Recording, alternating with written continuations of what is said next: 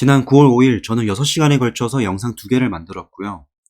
해당 영상의 내용은 공매도 세력에 대한 이야기였습니다. 새로 등장한 공매도 세력, 이런 내용이었는데 영상을 고생해서 만든 다음에 공개를 하지 않았습니다.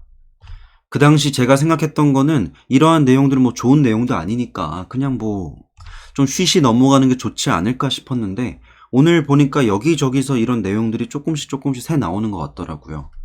근데 제대로 된 내용이 없어가지고 제가 이거를 원래 만들었던 영상을 다시 리뉴얼 해가지고 오늘 영상을 찍고 있는 겁니다. 9월 5일날 만든 영상이기 때문에 해당 자료 또한 9월 5일 기준으로 되어 있습니다. 여기선 8월 31일까지밖에 나와 있지 않은데 9월 1일, 4일, 5일 이 자료는 지금 업데이트 되어 있는 상황입니다. 8월 30일날 역대급 공매도가 들어왔었죠. 하루 만에 공매도 잔고가 1조 7천억 원이 됐었고 공매도 비중이 차지하는 게 전체 중에서 2.5%에서 5.1%로 2배 이상 증가했습니다.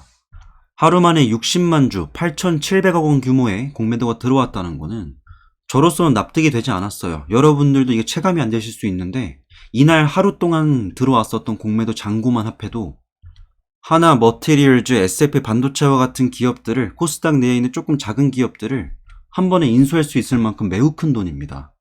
역사상 기록할 만한 그런 규모였어요. 전 이때 납득이 되지 않았었던 게 이 하루 만에 60만 주가 들어왔는데 그동안 에코프로 물량을 모으기 매우 어렵다, 대처하기도 매우 어려운 주식이다 로 널리 알려져 있는데 그들이 60만 주를 한 번에 치기 위해서는 8월 초부터 8월 말까지 꾸준하게 늘어왔었던 대차 잔고를 전부 하루를 위해서 모아왔다는 그런 이야기가 됩니다. 근데 이 대차 잔고라는 건 참고로 빌린 후에 갚지 않은 주식수의 총량입니다. 그럼 이 빌리지 않은 행위는 아니죠. 빌리고 갚지 않은 행위는 빌리고 나서 공매도를 친 다음에 아직 회수하지 않은 자금들을 말하고요. 두 번째는 빌리고 나서 아직 공매도를 집행하지 않은 수량까지도 합쳐집니다. 그럼 8월 초부터 얘네는 하루를 위해서 이렇게 노력을 해왔다는 건데 이게 사실이라면 좀 소름 끼치고 이게 사실이 아니라 해당 물량은 어딘가에서 툭 들어온 물량이라면 상황이 심각해집니다. 근데 참고로 이번 주체의 범인은요. 연초에 불법 공매도를 치다가 적발되어서 벌금형을 받았었던 주체입니다.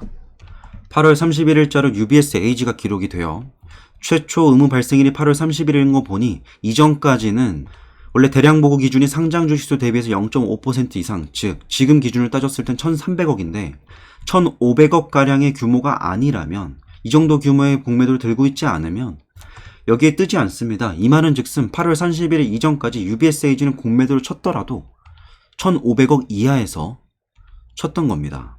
그럼 하루 만에 8,700억 원이 들어왔고 얘네가 1,500억 미만이었으니까 7,200억이 되겠네요. 7,200억 중에서 상당 부분은 UBSAG가 쳤을 가능성이 높고 나머지는 메릴 린치, 골드만삭스, 모건스탠리가 추가적으로 공매도를 쳤을 가능성이 높습니다.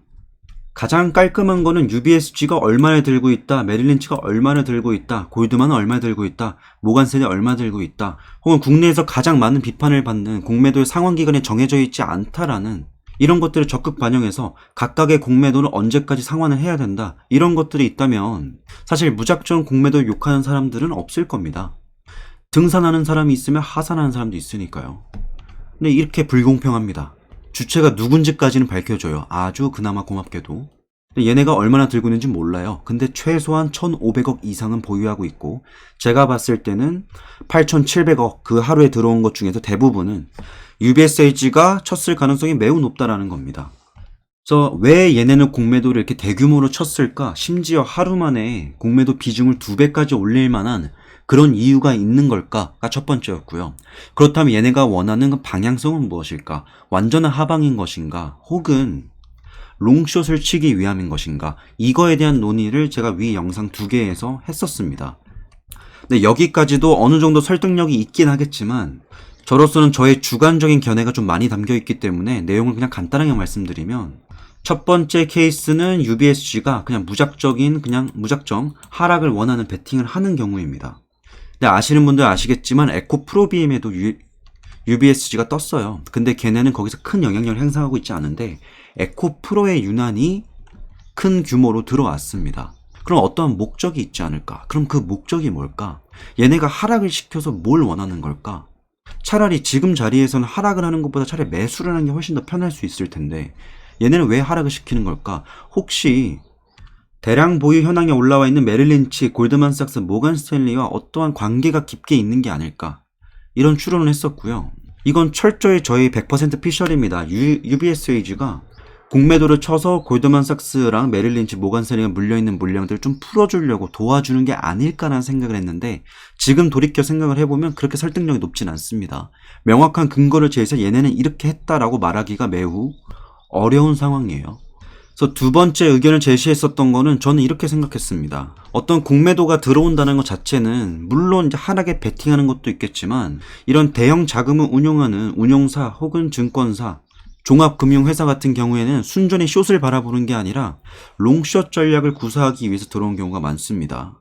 그래서 UBSG는 만약에 FTSE가 18일부터 실질적인 효력이 발생을 하고 15일 날부터 시작이지만 그 다음 주인 18일부터 효력이 발생을 하고 MSCI는 9월 초부터 이미 들어오고 있는데 이 패시브 자금에 본인들도 해당이 되어서 어차피 매수를 할 수밖에 없는 상황인데 지금 가격은 좀 부담스러우니 주가를 좀 누른 다음에 편하게 MSCI와 FTSE 자금으로 모아서 상방을 보기 위함이 아닐까 이런 좀 긍정적인 생각도 해봤어요.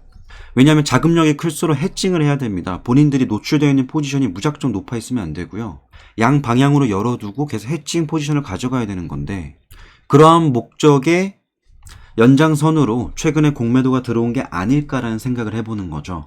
다들 아시겠지만 MSCI와 FTSE 같은 경우에는 특정한 지표입니다. 그래서 이걸 참고해서 각종 펀드나 ETF들을 운용할 때 사용을 합니다. 그래서 FTSE 추종자금, MSCI 추종자금 이렇게 불리는 거죠. 그럼 만약에 지금 공매도 들어와 있는 세력들이 자사에서 운용하고 있는 ETF나 펀드가 있다라고 할 때 어차피 MSCI, FTSE 때문에 에코프로와 에코프로비엠을 매수해야 된다는 환경에 놓여졌다면 그들은 최대한 그 집행일 기준으로 저렴한 가격부터 모으기 위해서 주가를 누르는 것이 아닐까라는 생각을 해봤습니다. 그래서 저는 이러한 논리를 첫 번째 영상보다는 두 번째 영상에서 말을 했고 두 번째 영상의 논리가 지금으로서도 저는 좀 확신이 듭니다. 조금 더 설득력이 있어요. 제 기준에서는. 그래서 결론은 제가 생각했을 때는 UBSG가 들어오는 게 누군가 이렇게 구출하려 들어오려는 정말 그런 악랄한 수법보다는 롱숏 전략을 구사하기 위해서 적정한 시점에서 패시브로 자금을 유입시키기 위한 목적이 있는 게 아닐까라는 생각을 해봤는데 여기서 UBSG가 어떤 애들인지를 조금 더 리서치를 해보면 이 내용도 이전에 공유드렸던 건데 UBSG는 시총과 영업이익률 따지면 유럽 내에서 2위예요. 굉장한 막강한 힘을 가지고 있습니다.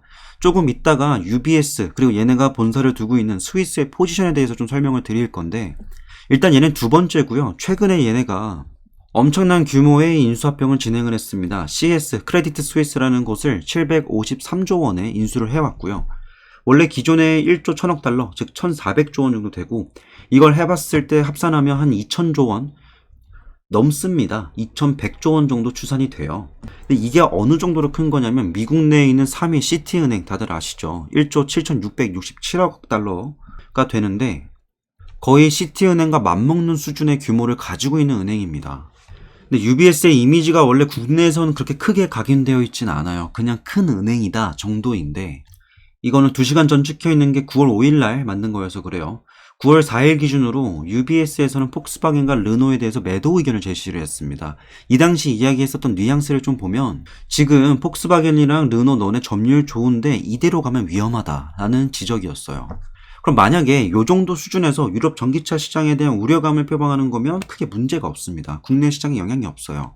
근데 여기서 어떤 식으로 언급을 했냐면 중국 전기차 시장에 부상을 하고 있다. 중국 전기차 시장이 떠오르고 있는데 이것 때문에 아마 유럽 시장 힘들 것 같다라고 얘기를 하고 있습니다.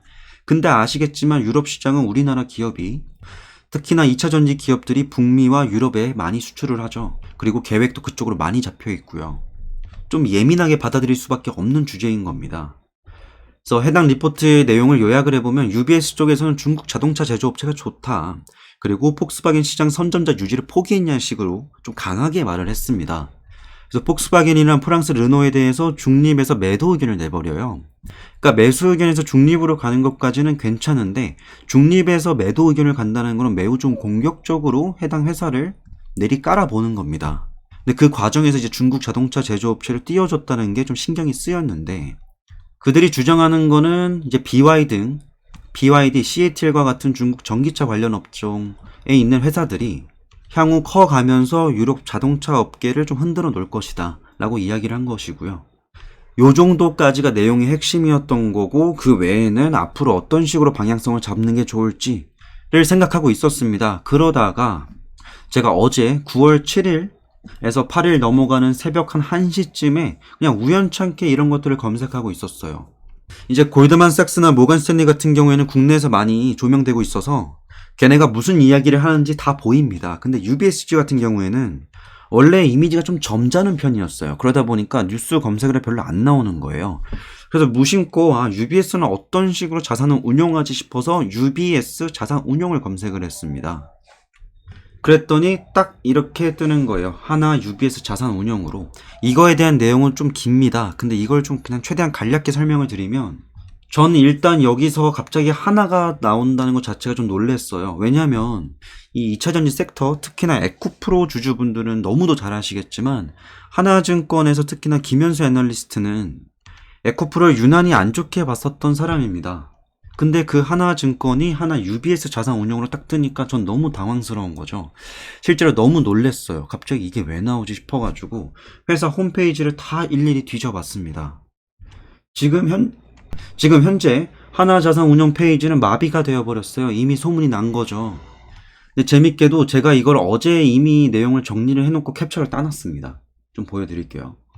일단 하나 UBS 자산운용은 2007년에 설립된 거고 2023년 6월 말 기준으로 해서 30조 원 정도의 순자산이 있는 그런 자산운용회사입니다. 근데 얘네가 예전에 UBS랑 관계를 끊으려고 2017년에 노력을 했는데 이 당시에 국정농단 사태에 연루되면서 지연이 됐습니다. 이게 혐의를 받았었고, 그러다가 최근에 결국에 지분을 다시 되사들이면서 관계가 끝나가는 걸로 알고 있어요. 근데 홈페이지에 들어가시면 UBSG가 어떤 식으로 운용을 하는지 다 떠 있고요. 그들이 최근 냈었던 리포트 그리고 펀드 운용 보고서를 보면 대부분의 자금이 MMF 쪽에 들어가 있긴 한데 주식 쪽으로도 해당 운용 펀드는 2조 원 가량을 운용하고 있습니다. 실제는 요거예요. 하나 UBS 퍼스트 클래스 연금 증권 투자 신탁 제1호입니다. 이거 말고 한 3개 더 있어요. 근데 이것만 딱 놓고 봤을 때 비중이 가장 높은 게 삼성전자입니다. 그리고 이 중에서 정말 잘 샀다라고 느껴지는 건 포스코 홀딩스밖에 없습니다. 그래서 지난 5년 동안의 성과를 보면 지수 대비 마이너스 8.99%이고요. 최근 3년 1.82, 최근 2년 마이너스 1.58, 최근 1년 마이너스 1.89입니다. 작년부터 시작해서 이게 기준일이 7월이니까 시장 대비해서 마이너스 1.89%를 번 겁니다. 그러니까 가만히 있으면 돈 버는 거를 못 번 거예요. 최근 1년 기준으로 그냥 절대값을 보면 5.45% 벌었습니다. 그냥 2차 전지 쪽을 그냥 그대로 냅두고 산 종목들이 있었다면 사실 5.45%가 안 나올 텐데 벤치마크 대비해서 1.89 마이너스죠. 이게 너무 아쉬운 거는 조금 더 보여드릴 게 있는데 이게 대략 13시간 전에 제가 올렸던 영상인데 이게 지금 이 페이지가 안 들어가져요. 너무 많은 사람들이 들어가고 있거나 아니면 트래픽 초과로 인해서 페이지를 닫은 것 같아요. 근데 여기 들어가 보시면 좀 흥미로운 게 있는데 여러분들도 나중에 이 페이지가 다시 접속이 되면 들어가 보시면 좋을 것 같은데 이 주식 포트폴리오 구축 세부 절차를 보면 투자 유니버스를 구성을 하고 애널리스트 포트폴리오 참여를 해서 그다음에 유형별 리드 포트폴리오 만들고 그다음에 애널리스트 포트폴리오 다음에 이제 올더 제너레이션이거든요. 근데 이 구조상으로 보면 애널리스트가 해당 펀드나 자산 운용에 있어서 의견의 개입 정도가 매우 많다라고 생각을 했습니다. 이게 무슨 말이냐면 펀드 매니저랑 애널리스트가 있으면 둘 다 각자의 일을 하는 거죠. 펀드 매니저는 말 그대로 투자 성과를 올리는 게 가장 옳은 일인 거고 애널리스트는 투자 성과보다는 본인의 분석 능력을 이용해서 해당 회사를 산업을 분석을 해주는 거죠.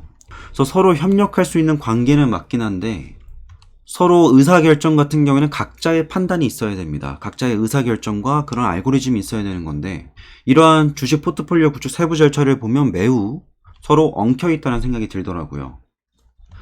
요 정도만 하고요. 그냥 딱 요 정도였던 것 같습니다. 제가 원했었던 정보는 갑자기 하나가 UBS랑 연관이 있어? 에코프로의 최고 많은 비중으로 공매도를 들어왔었던 것도 UBS고 에코프로에 대해서 비판적인 의견을 연초 중반부터 냈었던 게 하나증권이고 하나증권과 UBS가 이렇게 합체를 한다고 라는 생각이 딱 들더라고요. 차라리 이 모든 게 우연이었으면 좋겠는데 이제 하나증권 요 리포트나 아니면 펀드 운용 성과서 이런 걸 보다 보면 전 이런 것들을 발견할 수 있을 줄 알았어요. 뭐 우리는 요쪽을 좋게 보고 요쪽은 부정적으로 본다, 이런 내용들이 펀드 보고서에 없습니다. 왜냐면 모두가 접할 수 있는 내용이니까. 아마 정말 깊은 고객이나 자산이 많은 고객들한테는 요번에 요런 식으로 해가지고 손실이 났고 요런 식으로 해서 성과가 났다 이렇게 표현을 하겠죠. 근데 일반 그냥 밖에 있는 사람들은 알 수 없게 해놓은 것 같습니다. 그래서 이들이 어느 쪽을 공략을 했고 어느 쪽을 숏을 쳤는지는 알 수가 없어요. 근데 그게 나온다면 너무 적나라하게 그들의 의도가 보이겠죠. 그래서 저는 일단 하나 이 UBS인지 뭔지 이걸 좀 넘기고 관점을 UBS로 넘겼습니다. UBS 얘네는 그럼 왜 이렇게 공매도를 치고 있는 것일까 좀 파봤어요. 뭐 요 페이지도 일단 가입을 해야지 보이는 페이지긴 해요. 저는 가입을 한 상태여가지고 원래 미장할 때 쓰는 건데, UBS 그룹 AG가 지금까지 최근에 계속 공매도를 쳐왔었던 주체들을 보면 죄다 홍콩 쪽입니다. 2017년부터 해서 20년도, 21년도, 22년도, 23년도 초까지 계속해서 홍콩 쪽에 각종 기업의 공매도를 쳐왔습니다. 숏을 계속 쳐왔어요. 근데 또 반면에 여기서 헷갈리는 거는 UBS 그룹이 상장되어 있단 말이죠. 이 상장되어 있는 것을 또 숏을 치고 있는 애들이 골드만삭스 그룹이에요. 그래서 아까 첫 번째 제가 영상 내용 공유 드릴 때 이런 말을 했잖아요. 얘네가 혹시 골드만을 위해서 이렇게 빠져나가게끔 이렇게 하락을 시켜주는 걸까 생각이 들었는데, 뭐 이러고 있는 거 보니까 딱히 그렇게 친한 관계도 아닌 것 같아요. 그냥 각자의 일을 하는 것 같습니다. 골드만은 골드만을 숏을 친 거고 UBS는 UBS 나름대로의 목적을 가지고 지금 숏을 치는 건데, 그렇다면 UBS가 그냥 한 방향으로 밀고자 하는 목적은 아닌 것 같다. 뭔가 롱숏을 치고 싶어하는 관계인 것 같다. 라는 생각이 이걸 봤을 때 좀 생각이 들었어요. 그러니까 둘이 결탁 관계는 아닌 것 같다는 거죠. 뭐 최근 UBSG가 보유하고 있는 뭐 탑 홀딩 내역인데 뭐 별 의미 없고요. 여기 UBS 그룹 AG를 자세히 보면 코리아 인베스트먼트 콜포레이션이 뜹니다. 한국투자협회에서 꽤나 많은 물량을 들고 있어요. 뭐 이거는 UBS와 하나증권이 관계를 맺게 된 거, 그 관계에서 나오는 문제이기 때문에 뭐 여튼 이렇다. 얘네도 여기 등장하네 갑자기. 근데 최근 UBS가 내고 있는 이런 기사들을 보면 중국 쪽에 굉장히 우호적이더라고요. 그러니까 아까 그 홍콩 쪽 숏 쳤던 걸 보면 아시겠지만 한때 홍콩으로 엄청 숏을 치고 중국 본토에서 홍콩 시장을 조금 더 그 자금을 돌려 쓰는 용도로 쓰기 시작하면서부터 숏을 멈춥니다. 그러다 2019년 정도 20년도 돼서부터는 갑자기 또 중국에 대해서 우호적으로 얘기를 해요. 중국 채권 시장에 대해서 우호적으로 얘기를 하고, 그래서 코로나 터지기 직전까지도 계속 UBS 쪽에서는 중국에 대해서 그렇게 나쁘게 보지 않았어요. 근데 최근 들어 유난히 이런단 말이죠. 유난히 중국 시장을 되게 좋게 평가를 해요. 특히나 BYD-C를 해체해보니까 얘네는 야 75% 자체 생산한다 이런 식으로 얘기를 하더라고요. 그래서 이런 식으로 가게 된다면 비용을 15% 낮출 수 있어서 향후 점유율 장난 아니겠다 이런 식으로 얘기를 하고, 물론 여기서 알아야 되는 건 자유경제 시장이기 때문에 철저히 좋은 기업은 그 기업이 어느 국적을 가지고 있던 간에 응원할 만합니다. 근데 지금 이거는 좀 정황상 갑자기 너네 왜 그래 이런 느낌인 거거든요. 그래서 이 국민 애널리스트는 UBS 쪽에 있는 애널리스트인데 이 사람이 이렇게 얘기를 합니다. 향후 중국이 점유율 점점 올라갈 가능성이 매우 높아 보이고, 이러면 나머지 연료차 애들은 점유율이 81%에서 58% 줄어들 수 있다. 여기까지는 이제 전기차 시장의 부흥에 대한 이야기를 했던 건데, BYD의 판매량이 매우 좋다라는 식으로 좀 띄워주기도 시작합니다. 요게 하루 전 얘기예요. 하루 전. 그러니까 어제 기준으로 그저께니까 이틀 전이네요. 최근 내고 있는 기사들을 보면 UBS는 유가 연말까지 상승한다, 역대급 수요 더 늘어난다 이런 식으로 얘기를 하고 있는데, 미국 국채의 변동성을 끝날 것이다, 금리 하락을 전망함과 동시에 갑자기 중국 칼춤에 의해서 서방기업 쓰러질 것이다 라는 식으로 BYD를 엄청 띄워줘요. 그리고 그 동시에 또 엔비디아는 또 좋아합니다. 그 이틀 전에 나온 건 UBS는 2030년이면 세계 전기차 세대 중에 한 대가 중국산이다. 그러니까 얘네는 지금 갑자기 중국에 꽂힌 것 같아요. 근데 중국을 정말 진심으로 좋아한다는 느낌보다는 갑자기 왜 이래 라는 느낌이 좀 많이 들어요. 근데 연초에 좀 재밌었던 게 CATL이 스위스에 상장하려 했었어요. 2월달에 상장하려 했는데 이거 시진핑이 막았거든요. 얘네 요거 상장시켜가지고 한 6조 원 달러 지금 가치로 하면 더 되겠죠. 꽤나 많은 자금을 좀 조달하려 했었는데, 원래 중국의 CATL이 스위스 증권거래소에 글로벌 예탁증권 GDR 발행을 통해서 들어가려 했었는데, 요게 시진핑이 모종의 이해관계에 의해서 이거 안 될 것 같다라고 막았다고 합니다. 그래서 원래라면은 2023년 1월 말까지 승인 받았어야 되는 건데 시진핑 이걸 안 해줘가지고 그냥 넘어갔어요. 근데 중국 CATL이 스위스에 상장하는 그 단계에서 도왔던 애들이 있어요. 연초에 나왔었던 내용인데 골드만삭스와 UBS도 CATL의 스위스 증시 상장에 힘을 보탤 것으로 알려졌다. 그러니까 얘네가 또 갑자기 또 친해 보이고, 근데 확실한 거는 UBS가 CATL에게 굉장히 우호적인 입장을 가지고 있고 심지어 얘네 상장을 돕기까지 했었다라는 내용을 알 수 있는 거고, 여튼 UBS는 CATL, LG, 삼성 SDI, 엔솔, 파나소닉 이렇게 비교해봤을 때 CATL에 대해서 굉장히 좋게 평가하는 애들이에요. 연초에는 상장도 적극적으로 도우려다가 좀 말았고, 근데 이 아래부터는 제가 그냥 정보를 보는 대로 계속 수집을 해놓은 거기 때문에 이렇게 캡처본인데, 이런 식으로 스위스 증시 상장하는데 합작법인 처리하는 K배터리라든지 연초부터 한창 이때만 국내 K배터리 샀어도 완전 바닥 잡은 건데 이렇게 나왔었고요. 제가 그냥 이걸 저한테 나에게 보내기 하면서 계속 정리해 놓은 건데 뭔가 계속 그냥 좀 짝짝꿍하는 느낌이 든다. 근데 이 UBS랑 골드만이 친했던 게 단순히 최근 일이 아니라 2004년부터 우리나라 금융위기 오고 나서 계속적으로 한국 자본시장에 적극적으로 참여를 해왔다고 합니다. 얘네가 웃긴 게 국내에서 이렇게 많이 조명되는 게 아닌데 미국 시장에서는 한번 얘네가 골드만삭스, JP모건, 모건스탠리, UBS가 서로 너무 공모한다라는 그런 비판을 받고 있었어요. 그래서 이거에 대한 합의금으로 4억 9,900만 달러 지불하기로 합의를 했다고 얘기가 나왔었고, 이게 만약에 전 세계 시장에서 하던 짓을 우리나라에서 한다라고 한다면 제가 아까 말씀드렸던 첫 번째 케이스, 서로 도우려는 건가? 라는 추론도 사실 굉장한 설득력을 가져갈 수도 있죠. 요 정도 내용이 제가 지금까지 정리를 해놓은 내용이고요. 사실 진짜 정리를 하면 할수록 내용을 수집하면 수집할수록 끝도 없이 나옵니다.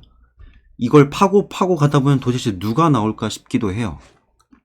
근데 제가 오늘 이거를 그냥 비공개 처리했다가 공개를 하는 이유는 지금 해당 내용이 퍼져나가고 있긴 한 것 같아요. 저도 이걸 막 공유받는데 투모로우님이 만든 이거 공개했던 내용들 지금 막 여기저기 공유되고 있어요 라고 해서 그 내용들을 봤는데 조금 제대로 설명을 해주시는 분이 좀 없더라고요. 그래서 저도 아직 그걸 진행 중에 있지만 이걸 최대한 정리를 더 해봐서 내용을 공개하는 게 맞다라고 생각이 들었고요. 처음에는 공개하지 않고 어차피 좋은 일도 아닌데 공개하면 뭐해 라는 생각이 들었어요. 근데 이걸 공개하고 나서 며칠 안 돼서 제가 좀 믿었던 분이 이거를 여기저기 이상하게 공개를 하고 다니시더라고요. 근데 이제 공개를 할 거면 제대로 내용을 공유를 해야 되는데 그냥 UBS 딱 띡 올려버리더라고요. 그래서 어차피 많은 사람들이 알게 될 거면 이걸 좀 확실하게 알자라는 생각으로 내용을 첫 번째로 공유를 했고요. 추가적인 영상을 올리겠으나 그 시점은 조금 더 바라봐야 될 것 같습니다. 딱 이 생각인 것 같아요. 산행을 하다가 곰을 만났을 때 도망쳐야 되잖아요. 도망치지 말고 저기에 곰이 있으니까 여기 들어가지 마세요. 혹은 저기 곰 있으니까 곰 발견하면 즉시 죽은 척 하세요. 요게 나을 것 같더라고요. 어떤 위협 대상이 있으면 이 위협 대상에 대해서 낱낱이 까발리는 게 오히려 더 도움이 될 것 같아서 당분간은 이들이 어떠한 행보를 가져왔었고 앞으로 어떻게 할지에 대한 영상을 좀 찍어볼 생각입니다. 노이즈가 좀 많이 될 것 같아요. 근데 제가 그렇게 노이즈를 즐기는 타입이 아니라서 너무 많은 어그로를 끌릴까 좀 걱정이 되긴 한데, 생각해보니까 제가 예전에 이런 말 했더라고요. 많이 알수록 안 당한다. 그래서 저는 최대한 많이 알려드릴 생각입니다.